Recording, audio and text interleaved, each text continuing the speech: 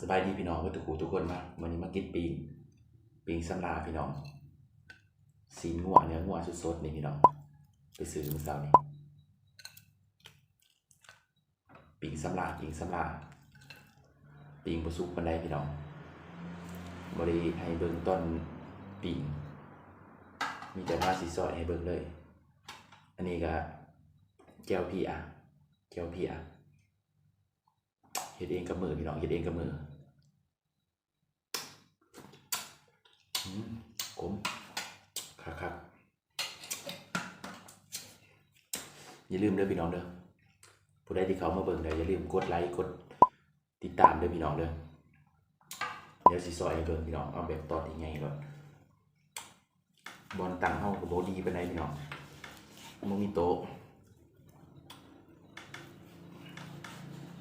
เอาแบบใหญ่ๆแล้วพี่น้อง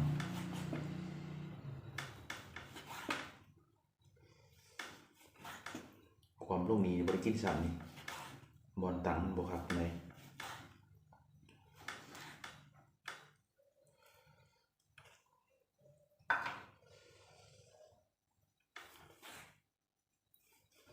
โอ้น้ำลายแตกพี่น้องเลย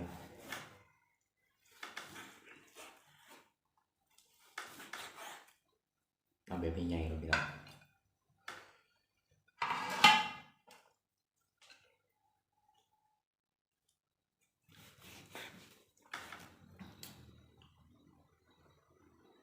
ยังสุกบวกครับวันใดเห็นเนาะปีกสมา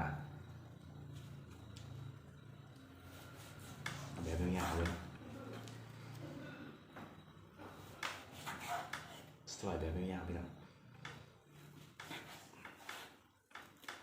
ปีงไปปีงมาอยู่ในโยโย่ลงนี้สิเอาสำนี้ก่อน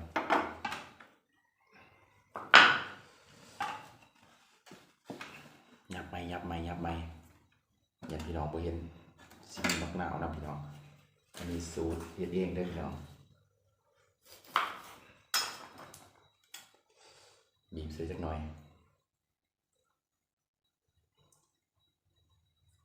ลองเบิ่งเด้อพี่น้องเด้อ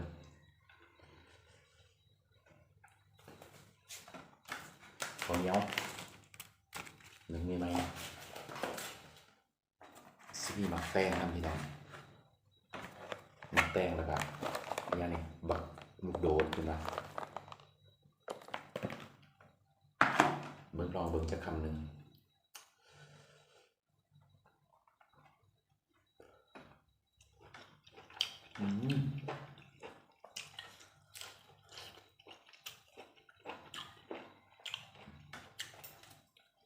คักพี่น้องครับเผาคำใหญ่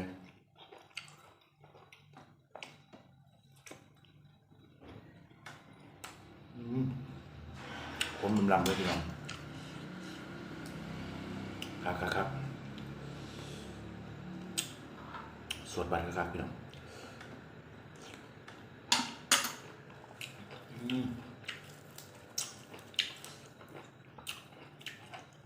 เนื้อแน่นเป็นแน่นพี่น้อง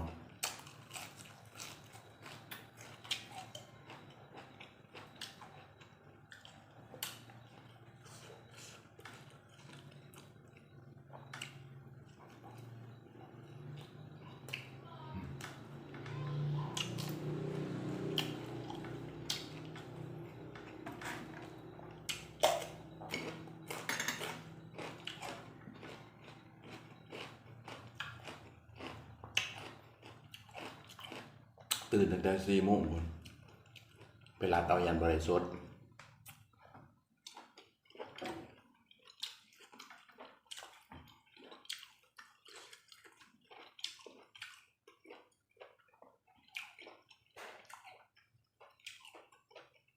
โอ้ยหยาบเป็นหยาบ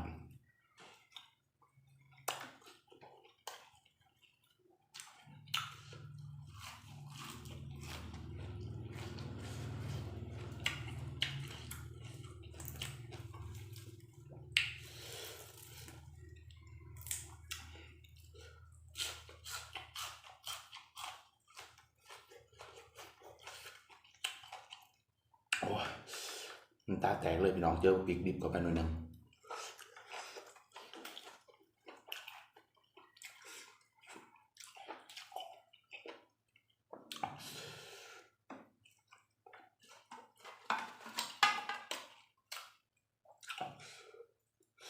เห็นไหม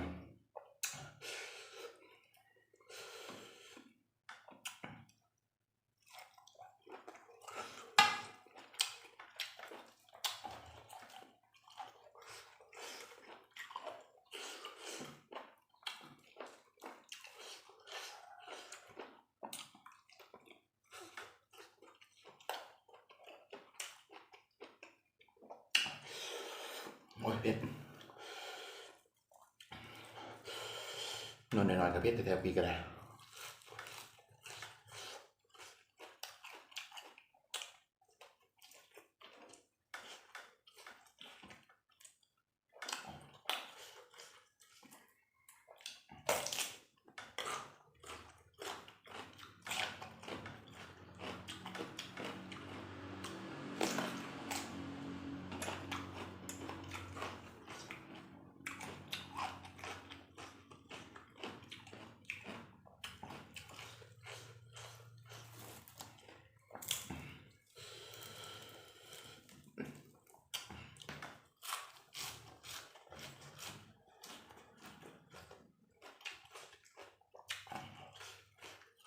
อืม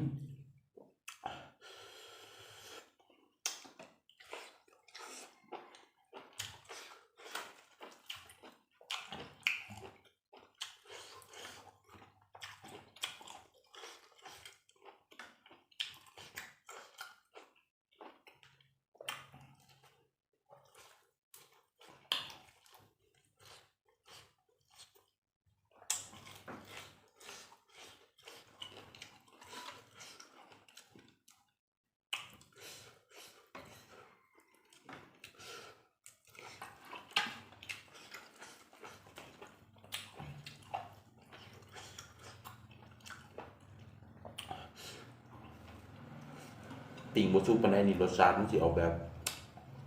หวานๆจังหน่อยพี่น้องถ้าปิ่งซุปนี่มันสิขอปวดมันสิบ่มีรสชาติแบบหวานๆปานใดเลยนี่ก็เอิ้นว่าปิ่งสำลายำดังกุด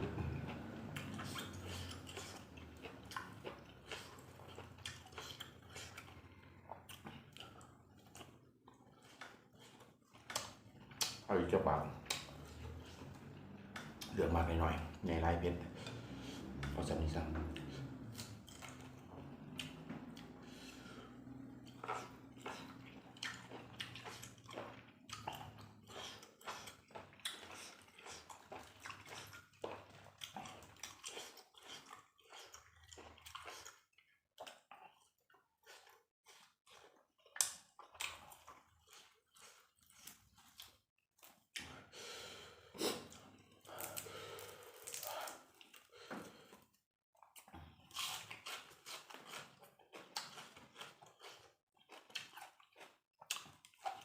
แก้วพี่อันนี้ประเทศในเบิ้งพี่น้อง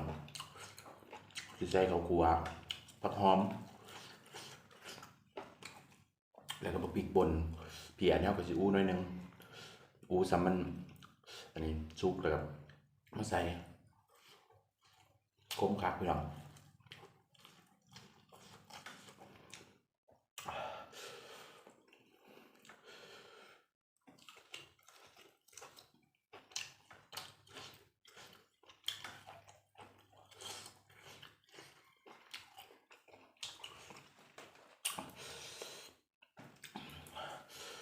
โอ้เผ็ดเขาก็หอนเผ็ดอีก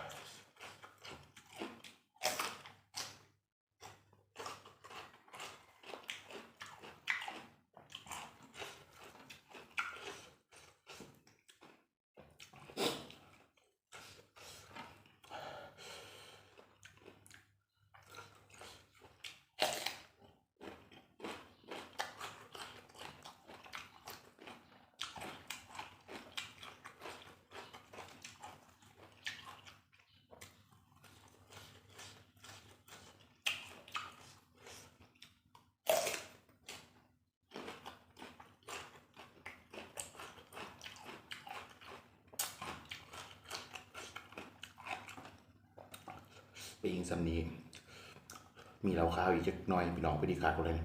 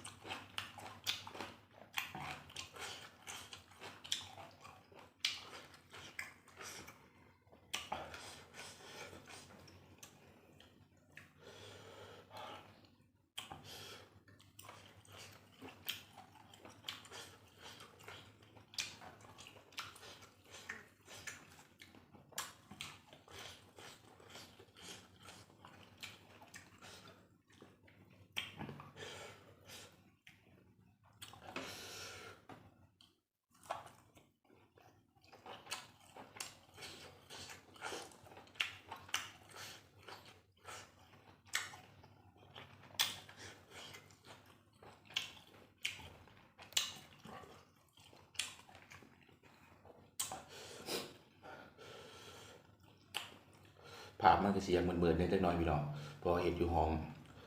องเศร้าพี่น้องเงียบอยู่คนเดียว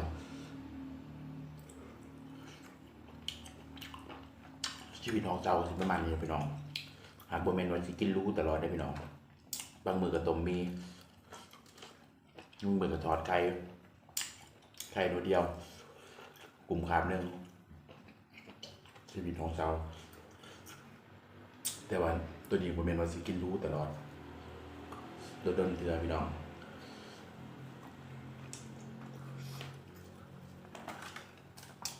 เอาอีกจักบาท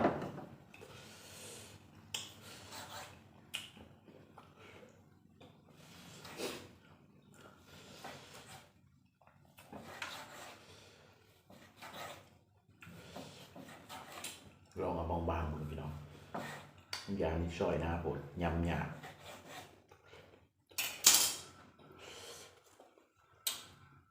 เอาบางๆมาเนี่ย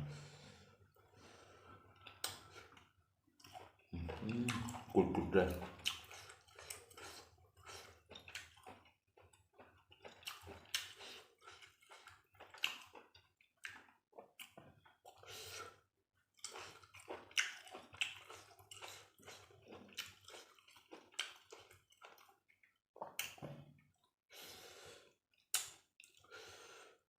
กินแบบนี้ยังบวกขักไม่ได้พี่น้องเอาแบบขาไม่ไหม้เลยกินขาโค้งเขาว่ะภาษาบ้านเขาเรากินขาโค้งปาดนำกินนำพี่น้องจีเซฟทานไผ่ไม่ต้องปีนจียอ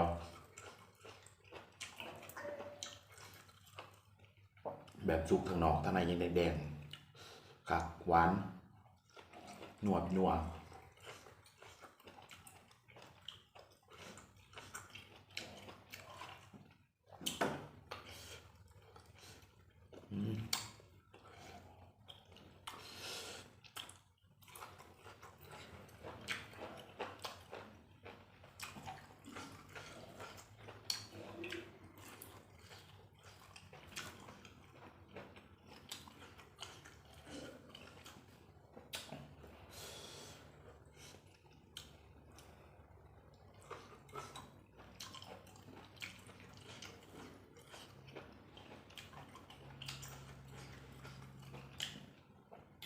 ฝากเด้อพี่น้องเด้อ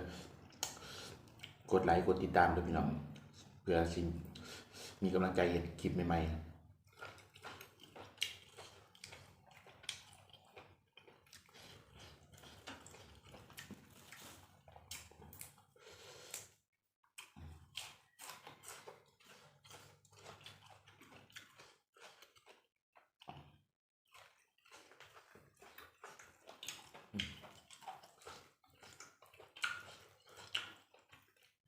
คือสิบเบิร์ดแหละ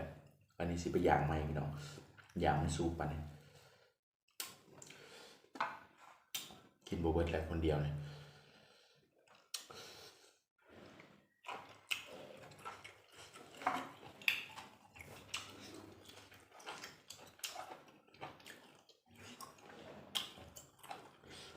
ในเบิ่งคือว่าหน่อยอยู่ซอยออกมาแล้วกินโบยเบิดเอาจำนี้เนาะพี่น้องเนาะคลิปหน้าพอกันใหม่พี่น้อง